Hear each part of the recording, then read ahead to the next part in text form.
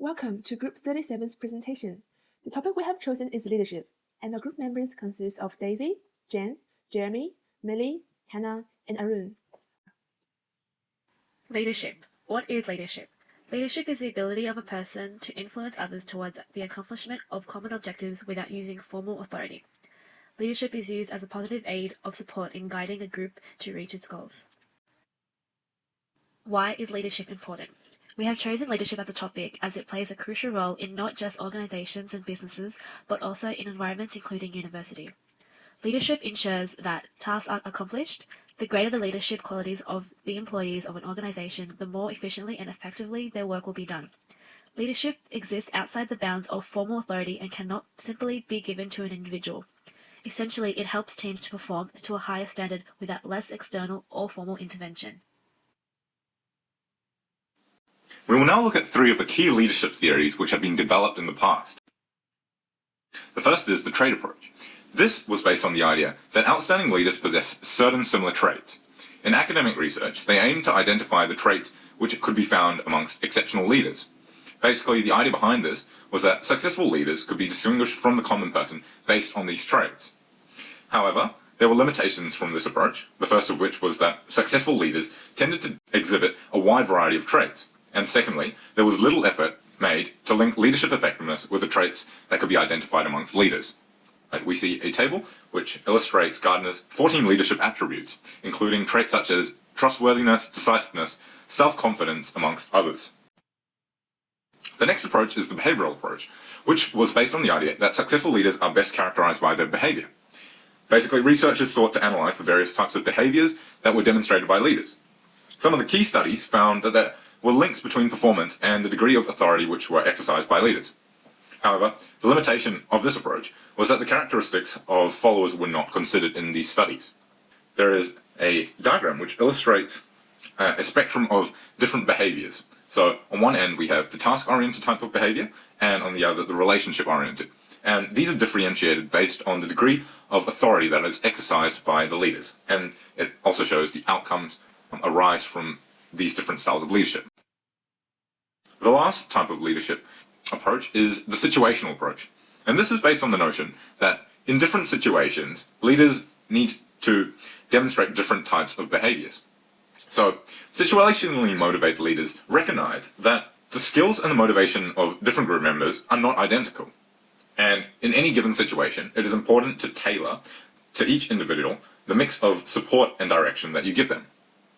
We have decided to focus on the situational approach within our presentation because we believe that it is best representative out of the three theories of reality. And this is because it accounts for both the characteristics of leaders as well as followers, unlike the other two.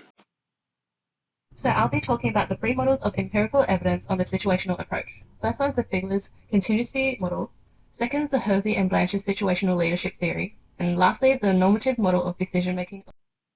The Figler's contingency model states that the effectiveness of a leader is based on a situation including factors such as leader-member relations, task structure, and leader-power position.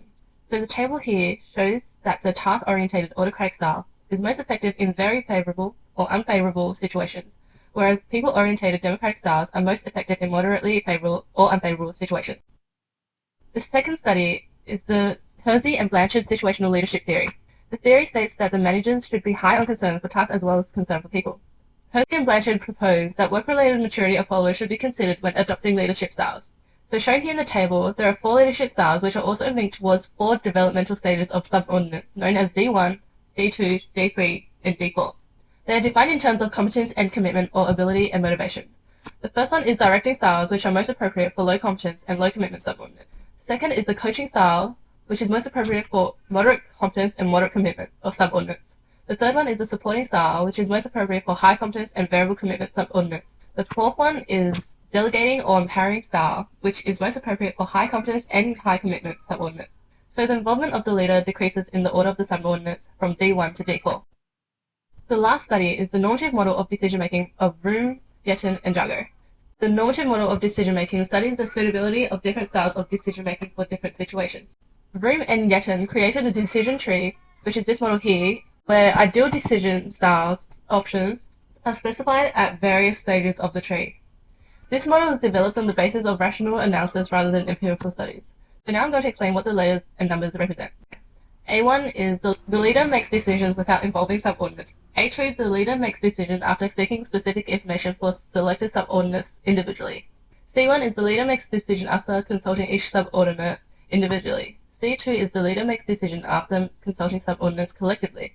G1 is the leader discusses issues with subordinates, representatives, and makes joint decisions. D1 is the leader delegates the matter to another person who then decides. So then the numbers above are situations where the decision-making styles are dependent on. The situations are defined to be clarified as answers to the questions of each number or situation. So the first number 1, is quality requirement. Is there quality requirement such that one decision would be superior to others? Number 2, commitment requirement is subordinate commitment to the decision critical for the implementation. Number 3, leader information. Does the leader have sufficient information to make a high-quality decision? Number 4, structuring of the problem. Is the problem well structured? Number 5, commitment probability. If the leader were to make the decision, is it reasonably certain that the subordinates would be committed to make that decision? Number 6, goal congruence. Do subordinates share the organizational goals to be achieved by this decision? Number 7, conflict among subordinates. Is there likelihood of conflict among subordinates over the preferred decision? Number 8, subordinates information. Do subordinates have sufficient information to make a high-quality decision? So just to wrap up, the leadership in the situational approach is a function of the fit between the person's characteristics and the situation's requirement. The studies of the three models that I mentioned, Figler's contingency model, Hersley and Blanchard's situational leadership theory, and the normative model of decision-making of Room, Yetten, and Jago, all state that successful effectiveness of a leader depends on the adoption of the appropriate leadership style for the right situation. Hi there, my name's Arun, and I'm just going to be talking about Carlos Ghosn. So just to get a bit about the background, let's talk a bit about his company, Nissan. So during the 1990s, the Japanese automobile industry, Nissan, was undergoing a period of significant decline in sales and profitability. From the year 92 to 99, Nissan had incurred 7 years of annual loss, consequently with its domestic market share declining. In the same period, the merger between Daimler and Chrysler had convinced the French automobile company Renault to seek international markets. So they came to the Asian markets, where they came to Nissan's rescue by taking a 35% asset share of the company in March 99. The deal brought forward a new CEO, Carlos Ghosn, an expatriate from France. Ghosn states that when he initially came to Nissan, he was faced with lack of productivity, excessive inclination to market share, chaos, and blurred responsibility. Ghosn had already established himself as extremely proficient in cost-cutting, as well through his time with Michelin. Now he had a different challenge of leading what was basically an alien culture to him. It was through his leadership that he was able to turn around Nissan and cause them to be the automobile giants we know them as today. What exactly did he do at Nissan? So to help Nissan swing away from their debt, Ghosn constructed the Nissan Revival Plan. Central to the plan was cross-functional teams. They were designed to break away from the rigidity of the power distance in the Japanese culture and a way of all their employees to actively contribute in discussions. Ghosn closed inefficient factories, reduced their workforce, curbed the purchasing costs, shared operations with Renault, and introduced new products into Nissan. He also integrated a global mindset into their company. To reinforce their global aspirations, Ghosn made English and not Japanese the official language of Nissan. In addressing the corporate cultural issue of karetsu, which was a deep-rooted traditional Japanese method, it was so important. So it was basically a shareholder-supplier relationship where they relied on each other. Ghosn was able to remove the traditional methods implemented as they were not achieving profits. So how did he do this?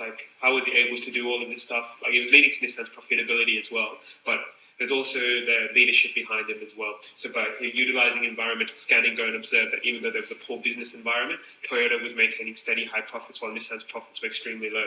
Nissan was placing the blame on external circumstances rather than focusing on the real internal problems. Another management issue faced was the inefficient priority setting. The company had been focused on cutting costs by lowering employee incentives and work utilities, such as air conditioning after hours. They only served to decrease employees' morale rather than increase profits. Also, leadership prior to the merger was decentralized, and the departments within Nissan were unaware of what the other teams were doing. The nature of the Japanese culture is that the leader has highest authority, and it's the leader's responsibility to direct their employees to achieve the goals. So Nissan would basically not have worked without Ghosn's leadership.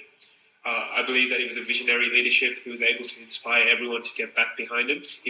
There's even an example of him placing all the responsibility on himself, that he wanted the task structure to be high, the position power to be strong. By looking at the Figler's contingency model, we can see here that he has all the qualities to be a CEO. Like I was saying before, he's placing the task structure high and position power strong.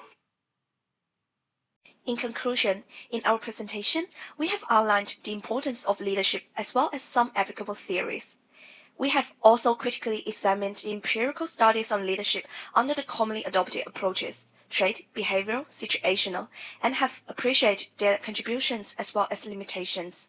In addition, we also discussed the empirical evidence and the source of the information regarding leadership. At last, we presented a case study of Carlos Ghosn, who demonstrates visionary leadership. This presentation has interpreted how the leadership theories can be used and practiced by managers.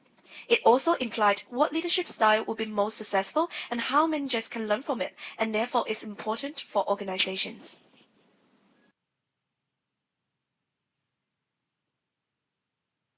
This is the end of our presentation. Thank you for watching and we hope you enjoyed it.